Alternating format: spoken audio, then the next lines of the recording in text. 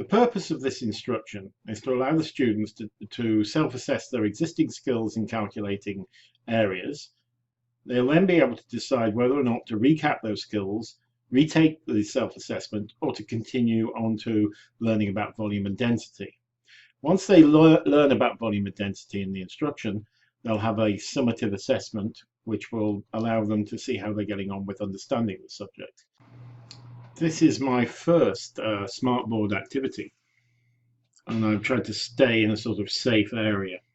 And I'm not being too experimental with it because there seems to be an awful lot to learn. But the students will be able to view this activity in the computer lab in the college, and I'll be available to help them work through the pages. They will be able to engage in individual interactive activities by selecting appropriate links to online content. The great thing is that they'll be able to decide for themselves if they're ready to proceed with a new topic. Overall, I'm somewhat disappointed with my progress on this project. My major achievement is that I got it finished. I had numerous technical problems involving the latest Windows update causing my trial version of Smart Notebook, which had installed for a couple of days, to expire when it was supposed to last for 45 days. I was pleased, however, to get the quizzes working and get them integrated into the instruction, and I think they work quite well. Obviously, I would add more questions in a production version of this software. I'm not sure that I like the overall look and feel of this software. I don't find it to be at all intuitive.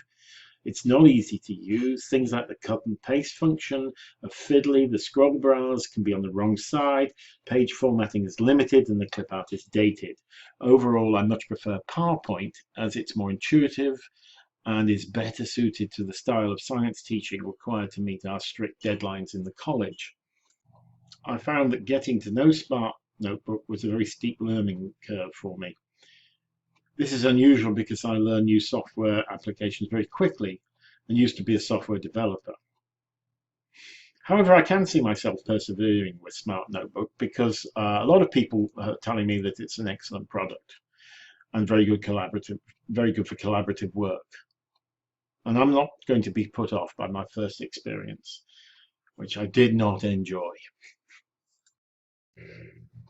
This instruction is about density and volume.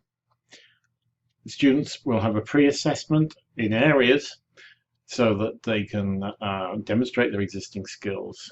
They can either then recap their existing skills, retake the test, or carry on to learn about density and volume. There is also a summative test at the end of the instruction and links to additional materials. As you can see above, lesson objectives, teacher's notes, and lesson notes have been completed as per the instructions in the assignment. This is the introductory page. It leads students to the pre-assessment, which consists of about 4 questions. This is the test loading in the background. We can log in, the students can then do the test, and then we can see the results once they've finished it.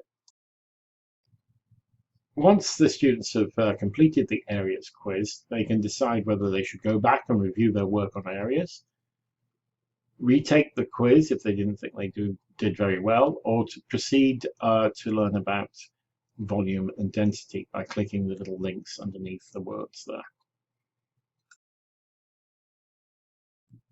Here they'll be able to learn about the volume of the quadrilateral with this worked example.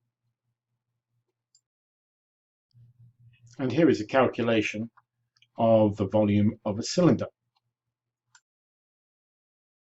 Here we cover the calculation of volume by displacement. And we're showing Archimedes yelling Eureka in his bath with his rubber duck. This slide introduces density and its formula that density equals mass over volume. This is a worked example of the density of a cube. The resulting density can be looked up on a table to show that the actual material that they've measured the density of is copper. This is a worked example of the density of a cylinder, and the resulting material is lead. This example uses displacement to work out the volume. The final result is the material was gold. This slide recaps the information that's been covered so far. These two slides are links using embedded browsers to YouTube content about volume and density as further information for the students. This is the summative assessment that the students can take at the end of the instruction.